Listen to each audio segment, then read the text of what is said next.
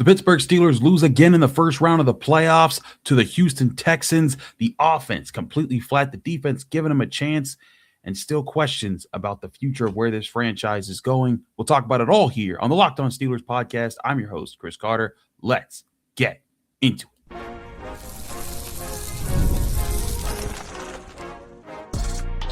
You are Locked On Steelers, your daily Pittsburgh Steelers podcast. Part of the Locked On Podcast Network, your team every day.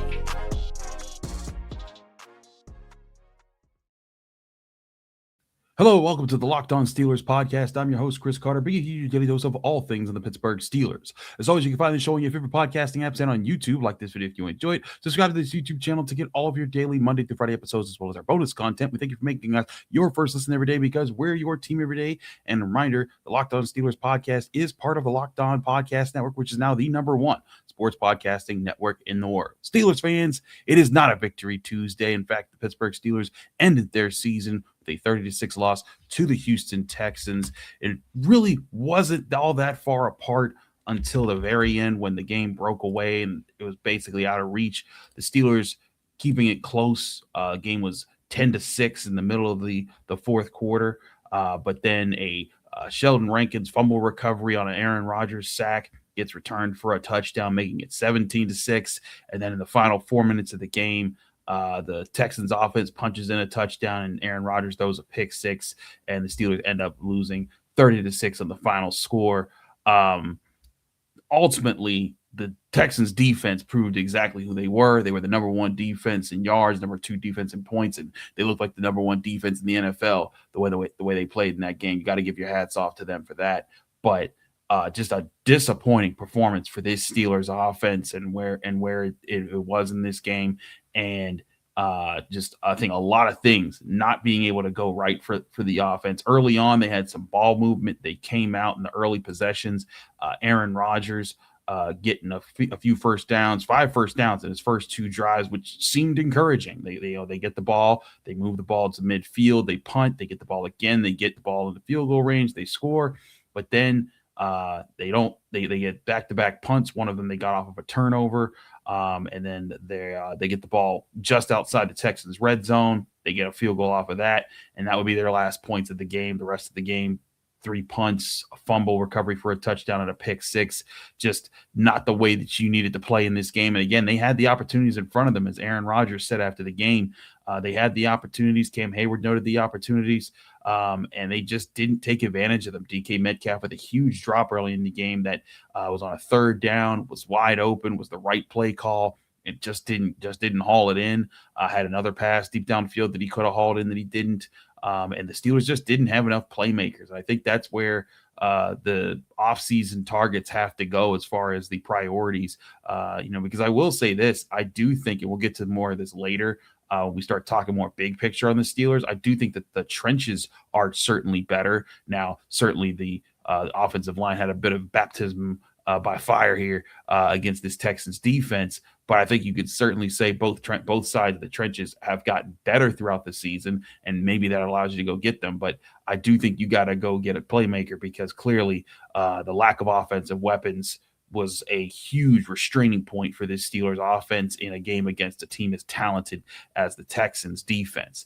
And it was just, you look back at how this game played out. The run game had some sparks early, but as I said, the Steelers team needed to hit on their deep balls. They needed to hit on some plays that stretched the field, and they just couldn't. DK Metcalf caught 2 passes for 42 yards in the first quarter. Those are the only passes that he caught. He also got a defensive pass interference penalty that he drew. And there was some life early on.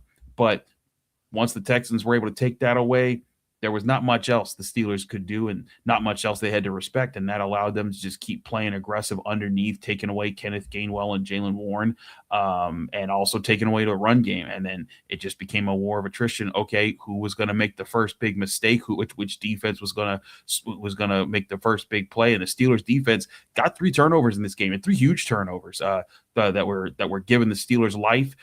They got 2 sack strip fumbles that gave the Steelers a chance early on, and then they get the interception. I think it was to open the second half.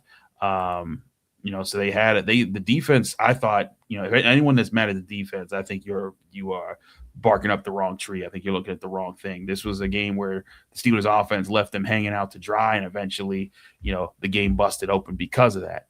But that's where the issue was in this game. And I'm going to get to Mike Tomlin in a bit here because there's certainly things that he shares. And one thing I think this entire coaching staff shares, and I think it's something that we've talked about a lot this year, but the way that they have used certain personnel on offense has baffled me throughout the season, and especially when it comes to one Pat Freiermuth, who ends this game with 3 targets, 1 catch, and 18 yards. There were more targets to Marquez Valdes-Scantling, Calvin Austin, Jonnu Smith just got just as many targets in this game. DK Metcalf, Kenneth Gainwell, I get it. They've been the playmakers, but Pat Freiermuth needed to be involved in this game plan some way, somehow, and he was mostly negated. And when I asked Aaron Rodgers and Mike Tomlin about it, Aaron gave a very interesting non-answer. Mike Tomlin did what he normally does and deflects, from giving me any inclination where to point to about the situation. But I think the combination of their 2 answers leads me to a place that's going to be interesting and a big talking point for how this offseason gets going soon. But listen to their answers when I asked both Aaron Rodgers and Mike Tomlin about why Pat Freiermuth, not just this game, but all season, just wasn't getting the ball. Aaron, it's another game where Pat Freiermuth really didn't get targeted until later in the game. Were they doing a lot to take him away, or what's gone into just not being able to get him the ball as much when you guys need big plays? Yeah, I don't know. I don't have a good answer for that. Mike, what's gone into the lack of use of Pat Freiermuth? Throughout the season was an issue, but he didn't get a target until, I think, late in the 3rd quarter and maybe even the 4th quarter, especially with the missing of Darnell Washington. When you guys need playmakers, he just hasn't been involved. Yeah, when you're not converting on 3rd down, you can pick anyone or any specific component of your offensive unit and talk about there not being enough exposure. When you're not winning 3rd downs, you don't get enough snaps to establish the things you desire to, whether it's the featuring of people or the running of the football or any of those things, and certainly points. And so you look there, Mike Tomlin's not going to give me the answer as far as why they weren't, but you certainly got to look at just how you couldn't find a way to get a player like that more involved in the game. And listen, I haven't gotten a chance to look at the full tape. I wasn't hyper-focused on Pat Freiermuth's whereabouts every single play and how the Texans covered. And maybe the Texans did a good job blanketing him in this game, and I'll see that in the All-22. But I'm sorry, but there's got to be – you're scheming open chances for MVS to get open. You're scheming open chances for Calvin Ott, for all these other guys. Pat Freiermuth's got to be part of that. He's such a good route runner. And the one catch that he made was a phenomenal catch in double coverage, 2 dudes fighting him for the football, and he gets 18 yards, move the chains. Just I don't understand it. And it's not just this game. We talked about it in the Ravens game last week. We talked about it in the Browns game the week before that. We talked about it all season. And it makes me wonder if it comes down to an Arthur Smith thing. It's because, again, Jonnu Smith is getting not just targets, but also snaps over Pat Freiermuth at times. It's baffling. I don't get it. And then, if it falls under Arthur Smith, it also falls under Mike Tomlin.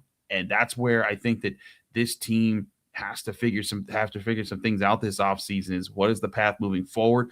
As I've said all season, I don't expect this to be the last season for Mike Tomlin with the Pittsburgh Steelers, unless this season went catastrophically, and that would have meant losing season, 3rd or 4th place in the division, completely out of it, and they won the division. And that's why I think that Mike Tomlin's safe. If you listen to Tony Dungy talking, around the game, said he talked to the Rooneys. He feels that Mike Tomlin's safe. I think that's the general consensus, that Mike Tomlin isn't going anywhere just yet.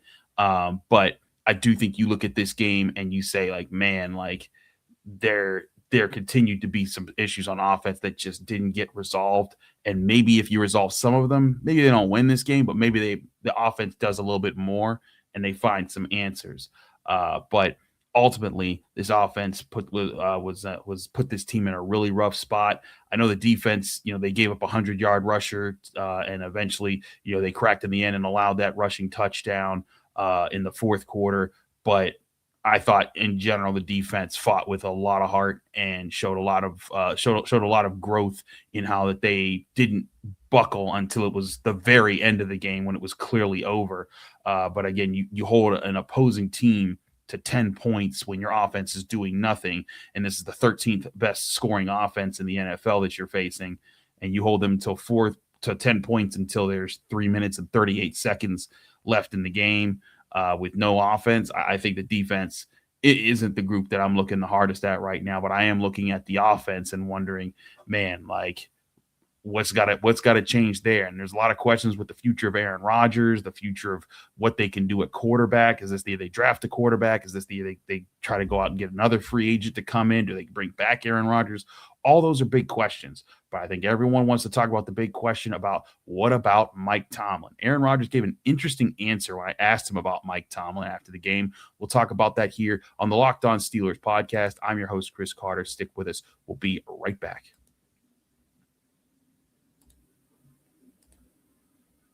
But first, I remind you this show is brought to you by Indeed. If you've ever hired someone who looked good on paper but wasn't quite the right fit, you know how important that is. When you want candidates who truly match with what you're looking for, trust Indeed sponsored jobs. If you're hiring, Indeed is all you need. Stop struggling to get your job post seen on the site. Indeed sponsored jobs puts your post at the top of the page and helps you reach the right candidates faster. If I needed to hire someone for this show, I'd go straight to Indeed and be very specific about what I need, real experience, and not just a resume buzzword. Sponsored jobs boost your post to the people who are the best match for your role, and that makes a real difference. Spend more time interviewing candidates who check all your boxes with less stress, less time, and more results using Indeed sponsored jobs. Listeners of this show get a $75 sponsored job credit to help give your job the premium placement it deserves at Indeed.com/LockedOnNFL. That's Indeed.com/LockedOnNFL to get $75 in sponsored job credit only on Indeed.com. Hiring, do it the right way with Indeed. We're also brought to you by Quo. New year, new systems. This is the time when a lot of us look at the messier parts of how we run our business and think there has to be a better way. And there is. Streamlining your communications is one of the quickest upgrades you can make. That's why today's episode is brought to you by Quo, spelled Quo, the smarter way to run your business communications. Because when your team is reachable, organized, and communicating in one place, you're not just working cleaner, you're creating more opportunities to connect with customers. Your whole team can call and text from one shared business number so nothing gets missed. And Quo's smart AI tools automatically log calls, summarize conversations, and highlight next steps so details never slip through the cracks. It's no surprise Quo is the #1 rated business phone system on G2, trusted by more than 90,000 businesses, from solo operators to growing teams. Make this year where no opportunity and no customer slips away. Try Quo for free, plus get 20% off your first 6 months when you go to quo.com/LockedOnNFL. That's QUO.com/LockedOnNFL. Quo, no missed calls, no missed customers.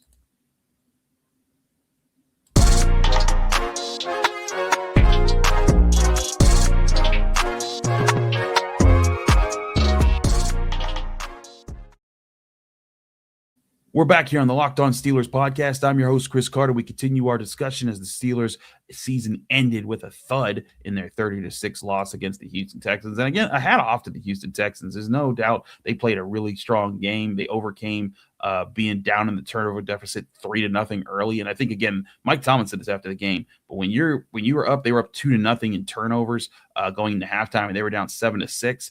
I thought, man, they needed to capitalize on those moments. They got TJ Watt got a turnover at midfield. And then I believe Y.A. Platt got another one. No, TJ Watt was, I think, close to the midfield, but Y.A. Black got the one at midfield. TJ Watt put them just outside the red zone. They needed to turn those at least into 10 points and then maybe at least get like a 13-point lead out of that, but they didn't. And I think that really set them back. And then, of course, the Texans, they get 2 turnovers and their defense turns them into touchdowns. because the Aaron Rodgers had to get aggressive late in the game when it was kind of getting out of hand, or the Steelers had to get desperate. The Steelers needed to be the team on top in this game. It was something that we talked about. They needed to jump out early. They moved the ball early, but they couldn't finish, couldn't get in the end zone once, and that's a pretty rough situation. It's now the Steelers continue their streak of playoff games. We're not just losing; they've lost 7 straight. This is the 8th straight year where they have not won a playoff, 9th straight year, where they have not won a playoff game. And you have to go all the way back to their win over the Dolphins to find a time where a Steelers offense scored a touchdown that either tied or gave them a lead in a playoff game. And that continues to be, for me, the biggest thing that's the hang up with these Steelers playoff losses that continue to mount for them, is that even when the defense does show up and does give you every opportunity to come back in the game, offenses just haven't found the answers. Now, Mike Tomlin said he wasn't going to talk big picture at this point, and I get it. When you're locked in on the game, you're focused on what that was, and you're trying to limit the scope there, and then you take the step back and you do that later. But I got to ask Aaron Rodgers about Mike Tomlin, because Aaron Rodgers has praised Mike a lot. But I brought up, hey, this is his 9th straight season without a playoff win. What do you say to people that look at it, from as a person who sees the unseen things that he does or doesn't do, that he appreciates or maybe doesn't appreciate? But listen to how Aaron Rodgers gives his answer here, because I thought it was kind of interesting in the Mike Tomlin conversation from a guy who's a future Hall of Fame quarterback talking about a future Hall of Fame head coach. Here is my question to Aaron Rodgers and his response. Aaron, you've praised Mike this season for his coaching job and how he's prepared you guys. When someone points to this is now his 9th straight season without a playoff win, what do you think he does or doesn't do that goes unseen, whether you appreciate it or otherwise? I mean, this league has changed a lot in my 21 years. When you hear a conversation about the Mike Tomlins of the world, Matt LaFleur's of the world, those are just two that kind of I've played for. And when I first got in the league, there wouldn't be conversation about whether those guys were on the hot seat, but the way that the league is covered now, and the way that there's snap decisions and the validity given to the Twitter experts and all the experts on TV now who make it seem like they know what the hell they're talking about. To me, that's an absolute joke. And for either of those two guys to be on the hot seat is really apropos of where we're at as a society and a league, because obviously Matt's done a lot of great things in Green Bay, and we had a lot of success. Mike T has had more success than damn near anybody in the league,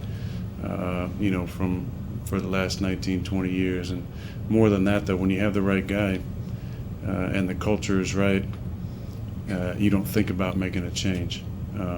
But there's a lot of pressure that comes from the outside, and obviously that sways decisions from time to time, but it's not how I would do things and not how the league used to be. Now, Aaron Rodgers was asked a follow-up question about Mike Tomlin, and he dropped an F-bomb and walked off the stage, or the podium rather, kind of saying he's talked a lot about Mike Tomlin. So I thought that was interesting. I think that I appreciate him answering my question there, understanding where I was coming from with that. But I asked that to try to get a sense from him, like, what he sees out of Mike Tomlin, because I think a lot of people look at this playoff losing streak and they say, man, Mike Tomlin just doesn't know how to coach playoff games. I'm not sure that's the thing here. I think that I think there's certain losses that you could look at and you could point for different reasons. But I think that you could look at this Steelers team and it can acknowledge that, like, man, it's remarkable that this team won a division and made the playoffs. I think you can look at some of the other teams that have made the playoffs recently. The Mason Rudolph, Kenny Pickett team that made the playoffs. Last year's game with Russell Wilson, or last year's team with Russell Wilson and Justin Fields. Especially considering they won 10 games with those guys last year. I think combined they won one game this year on their new teams. You look at Aaron Rodgers this year, what he did with the Steelers and what he had done with the Jets the last 2 years, and even the Packers in his last year with them. He hadn't been in the playoffs since 2021 with them. And so there's stuff that Mike Tomlin does there. But I think the ultimate question that becomes louder and louder with each year that the Steelers don't take steps forward in putting the whole thing together is, when is it going to be the point that that the Steelers need to move on from Mike Tomlin? Now, some say that already should have been. I've been one here maintaining on the Locked On Steelers podcast. I don't think coaching is the problem. Much like if the Bills lose this year again in the playoffs and don't make it to even the Super Bowl, I don't think that means they should move on from Josh Allen. He's a great quarterback. He's a really good thing that they can build around, and that's what you want to build around. I think similarly of Mike Tomlin, I think he does a really good job getting his team together, getting the most out of his team, more than what I think the large majority of coaches would get out of his teams, and getting them to that point. But I think if your question is well, wait a minute, we need to move on and find someone else, or maybe tank for a little bit. Again, I encourage people. Tanking is not always the way. Sometimes you may see like, oh, wait a minute, this one team did it one time, but most teams that start to tank, they do not pull themselves out of it for many years. And it's not just, a couple years of losing. It's drastic losing. It's really bad. It's actual losing seasons, actual bad years that you run into. I think that's what the Steelers, respect that they haven't had to deal with. But again, it gets louder and louder without the playoff wins. And I look at this team and I look at the way they're building. The thing that I have said all season long about where this season needed to go is you need to be able to see that there were things growing in this team. And that's where I think the focus is right now when you look at where if the organization's looking at Mike Tomlin is, where are things growing, where aren't things growing? Because there were certain things in this game that I think spoke out very loudly. When we'll talk about the offensive line a bit more in the next segment too. But obviously the offensive line, I thought early on they seemed like they had it together, but you could see eventually they wore down. Troy Fautanu was getting cooked at times, and he's had a really good year, but this was a really rough going for him.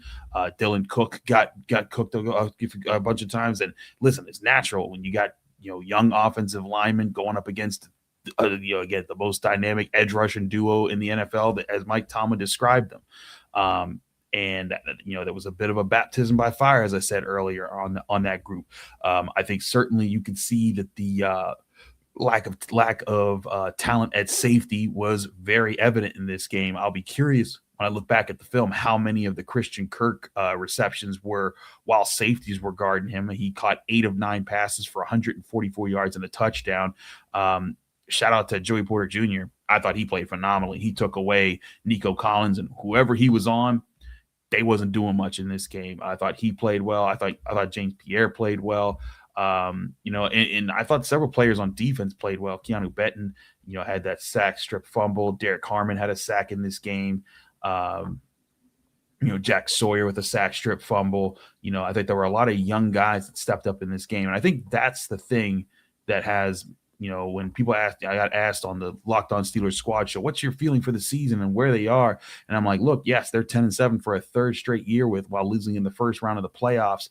But I think you're seeing parts of this young nucleus start to build and actually starting to see results from some of the early picks of this Omar Khan era. And that's what you were hoping to see throughout this season. As I said all along, I didn't think this was the Super Bowl caliber team. I thought this was the team that, could make the playoffs, could get hot, go on a run if the right things fell in their way. And it didn't this time. But I do think that there is something building here, and whether or not Mike Tomlin's part of that future of building it, I do think that Omar Khan is getting some things right, and I want to talk about more of that as far as what has been developed through this season and what they need to take forward with them, along with all the tough decisions that they have to make this offseason. We'll talk about that next here on the Locked On Steelers podcast. I'm your host, Chris Carter. Stick with us. We'll be right back.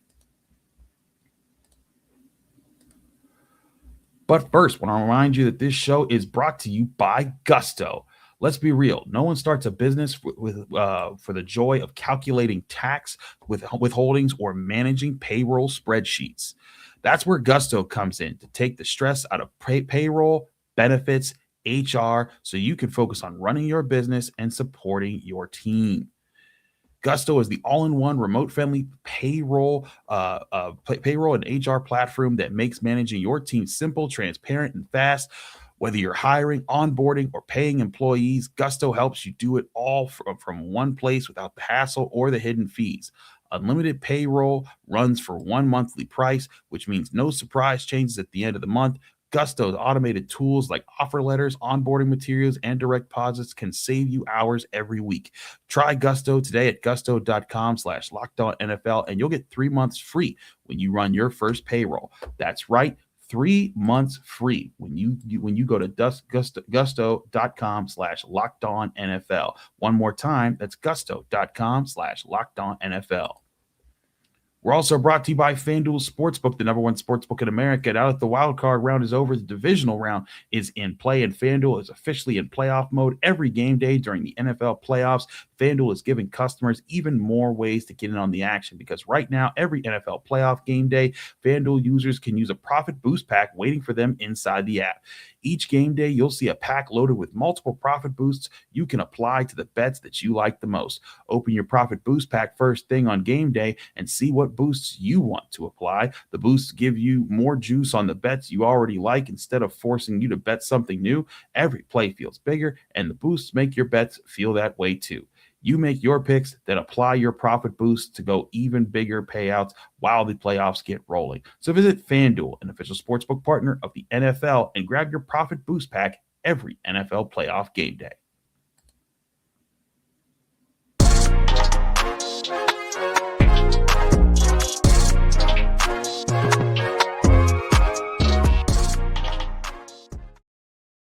We're back here on the Locked On Steelers podcast. I'm your host, Chris Carter. We continue our show today. Let's continue my sentiments. I was getting in on there a little bit. There's certain positions that do need major upgrades. Wide receiver is one. It's kind of funny. I prepared this piece during the weekend, so it should come out this morning if you haven't seen it in the Pittsburgh Post-Gazette. But I prepared a draft preview piece because actually today is now 100 days until the NFL draft in Pittsburgh. So there's that, where I looked at the top 5 positions I thought were of need for this Steelers team, and quarterback, wide receiver, safety, I think D tackle and guard were all positions that I looked at, and I gave sort of, top of the class, ideal targets, and then the field as far as other players to look at. So go read that for all my things. And we'll be getting to a lot of that as this offseason. We got a long offseason ahead of us where we're going to get to that. We still got to do our grades for this game. Then I got to start tallying up the grades for the whole season. We'll get into all those things over time. But I think if there's one thing to look at the defense, you can look at the safety position and be like, all right, listen, Kyle Duggar and Jalen Ramsey, that's, it was a nice experiment. It worked for a time, but they need real safeties there. I think Deshaun Elliott, he'll be back next season, most likely from his injury, but you need I think a traditional real free safety. I think people might see what Minkah Fitzpatrick really was doing on the back end and how important he really was to the defense a little bit more, because they didn't give up those big passing plays last year. And every time that he was targeted on a deep ball, according to Sports Information says, he didn't even give up one of those last year. So I do think some people start to see certain things that they were that he did for this team. But he's gone now. You traded him away. You can't get him back for some years now. So that means you got to go forward and find yourself a new free safety. I think Jalen Ramsey filled in well at the position as well as he could, but I think that he might need to go back to slot corner, because that's where I think he played at his most aggressive and most helpful in this season. I also think that, Joey Porter Jr. Acquitted himself well at the cornerback position. James Pierre played well. You got Asante Samuel. Maybe you go get a young corner in this draft class. I thought Brandon Echols, he got beat on occasion, but I thought he was a feisty guy. I'm not as bad at the cornerback room. I think the safety room is just, there's going to be some big questions there. But the thing that I said that this team, this season, I thought was the most important for this team to figure out was the trenches, was to figure out, are they actually improving under Omar Khan there? And I said, if you can go back to all the previews when I was sweating it out in Latrobe, PA, when I was doing the post-draft talk, when I was doing the spring camp stuff and, the summer camp and the start of the season, preseason games, all through the season, I said the biggest thing that this team needed to show was that it was improving in the trenches, because that's where Omar Khan was investing the most of their draft capital and their efforts to rebuild. And if they did that, they could find a way to be competitive, or they can find a way to grow into being the new nucleus that they want to build. Because, let's face it, I give credit to guys like TJ Watt, Cam Hayward, they fought their butts off, and TJ Watt not offered any excuses. You could tell a frustration in his face that they've, as much as this is also Mike Tomlin's 9-year, streak of not winning in the playoffs, TJ Watt's been with him for every single year, and so is Cam Hayward. But I think that those guys, they're not for the lack of fight, in that situation, but the Cam Hayward might got a year left, maybe 2 at best. I thought he played at an extremely high level this year for what his age was. I think age did hit TJ Watt in a rough way this year, and he's going to have to adjust his game. The Steelers are going to have to adjust how they use him, I think, moving forward. But the thing is that this year you saw plenty of those young guys step up, and even in this game, step up. Like I said earlier, Keanu Benton getting a sack, Derek Harmon getting a sack. Those are the two guys that Omar Khan so far has invested in trying to revamp this defensive line with a 2nd-round pick in Benton, 1st-round pick in Harmon. I wouldn't be shocked if D-line is another early target this year to get another guy to be part of the future without Cam Hayward.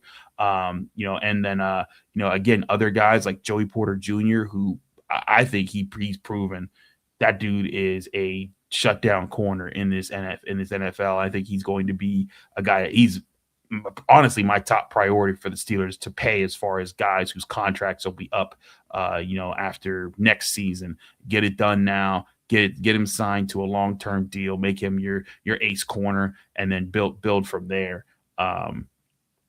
So they have guys like that. And then other guys that stepped up in this game, like I brought up Jack Sawyer. I thought, for a rookie, that dude was filling in well. I think Nick Herbig took another step up this year. I think Y.A. Black grew throughout the year. They have young guys that are developing there, especially on defense, and on offense. I think the offensive line certainly grew throughout the year. I thought Mason McCormick, Zach Frazier, they continue to be a 1-2 punch in the middle that's really impressive.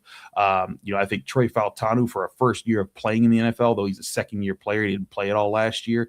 I thought he had a really good season. Now, he got absolutely cooked in this game, and I think that and cooked in some crucial moments. I think this was definitely a welcome to the NFL type of game for him, but I see every reason why he can improve if this is just his first year playing in the NFL and adjusting to it and playing, against these high-level players that he's going to have to defend against or protect against.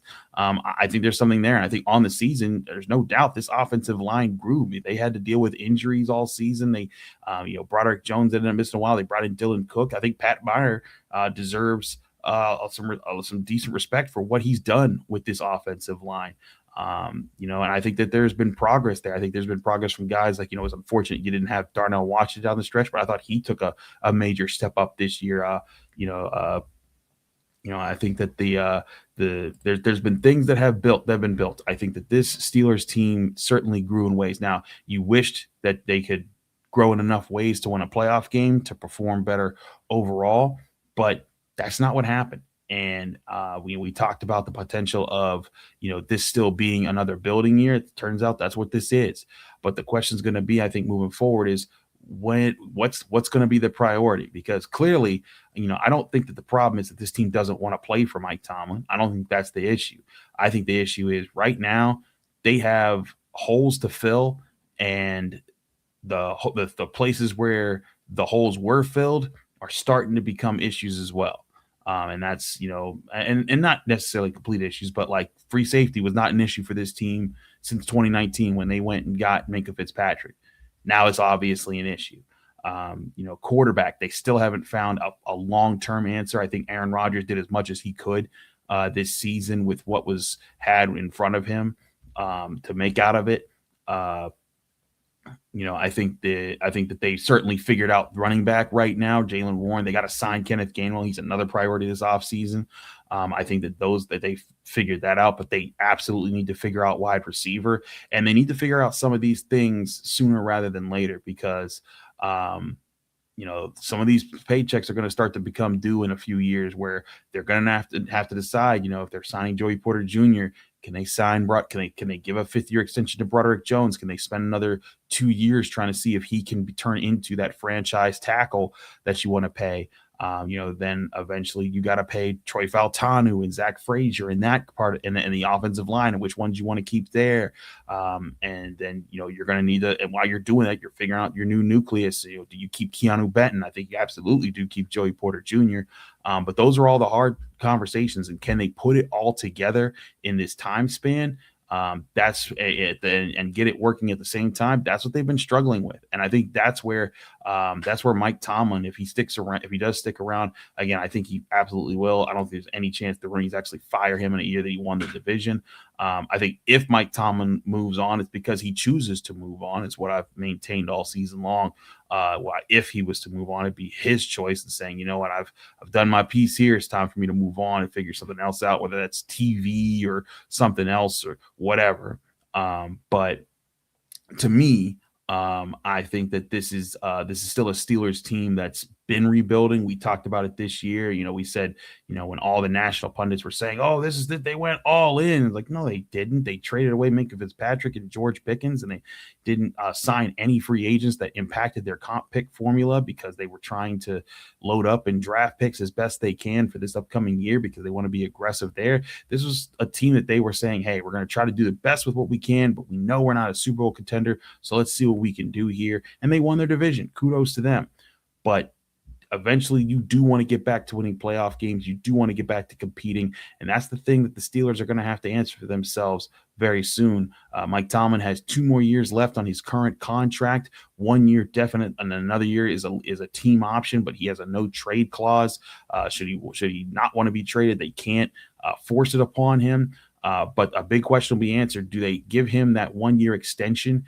That 1 year option in his deal? If they do, it gives him 2 full years left with the team. And I said going into this year that I don't think that the Steelers would say, hey, try to win with this 42-year-old quarterback and all these, and we're going to take away 2 of your biggest playmakers from last year and say, if you don't win and if you don't go and win the Super Bowl, we're going to get rid of you. I don't think that that's what the Steelers were going into this year saying. I think that they were going into this year saying, hey, let's see if we can get some of these things we've been trying to build to start to grow. And they did.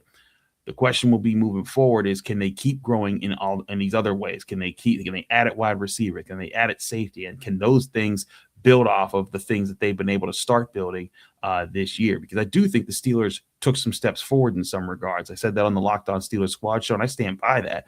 I think the offensive line has taken a serious step up. The defensive line, I think took a serious step up. I mean, again, the Ravens last year were able to run all over them. If that didn't improve, this team wouldn't have made the playoffs. And in fact, they might have had their first losing season because they might have gotten swept by the Ravens, and that would have made them 8-9 instead of 10-7. But they did improve in those areas, and I think that that's part of the signs of, hey, there's still development happening on this team. There's still continuity to be had. But the big question is, how do you get back to being one of those top contender teams? Well, you need your franchise quarterback, and as good as Aaron Rodgers was for what he was this year, he was a 42-year-old quarterback, and you can see the limitations of the ways that he can make plays in his age. And I think that the Steelers need to find that guy soon. I don't think this is the draft year to go for it, just based off of how this class played out. Maybe you take a shot at a guy like a Malik Willis, who looks like he's hitting the free agent market, but there's no clear answers there. And so the question becomes, is that, okay, do you want to keep riding with Mike Tomlin? I think that they will. But eventually the Steelers are going to need to hit on some things to put it all together. And so I think it's going to be an interesting way for Art Rooney to address it in his presser. Or when his eventual talk and postseason talk about where they are. We'll see what we hear. I know that the Steelers locker room clean out is later today. I don't think Mike Tomlin is expected to talk today, so we won't hear from him then. We won't get any big picture talk from that press conference. I think that we'll get that maybe Wednesday or so, maybe some time after that. But for me, I think that there's still growing that this team is doing, and I think that they're on the right trajectory. It's unfortunate they didn't get to add a playoff win to that trajectory, but they've got to keep growing in the right direction. I think that Omar Khan clearly is hitting on some things that are building with the trenches, but now they need to turn to the playmakers, add on his team, and there needs to be some moves there. And I also think that again, you got to consider some other things. Does Terrell Austin come back? Do you try to figure something out with Arthur Smith? Because I'm sorry, but just the lack of Pat Freiermuth was just a big problem for me all season long. And he's a guy that the Steelers are paying big money. Lots of big questions there. So, I think Mike Tomlin eventually will become a real question. I don't think he is one right now, but I do think they'll be looking at guys that coach under him. And I also think that they'll be looking at how aggressive they want to be at answering some of these position weaknesses that they had this year that ultimately cost them the season. We got a lot to evaluate, a lot to break down, a lot more to talk about in what's about to be a long offseason for the Pittsburgh Steelers as they finish their season yet again, losing in the first round of the playoffs. But we thank you guys for riding with us all season long here on the Locked On Steelers podcast. I'm your host, Chris Carter. Follow me on Twitter, Instagram, TikTok, Blue Sky, wherever you get social media. My handle is always at Carter Critiques. Read my work in the Pittsburgh Post-Gazette by going to post-gazette.com. Find me here on the Locked On Steelers podcast by going to your favorite podcasting app or on YouTube. Like this video if you enjoy it. Subscribe to this YouTube channel to get all of your daily Monday through Friday episodes. Back here tomorrow with more on your Steelers right here on the Locked On Steelers podcast.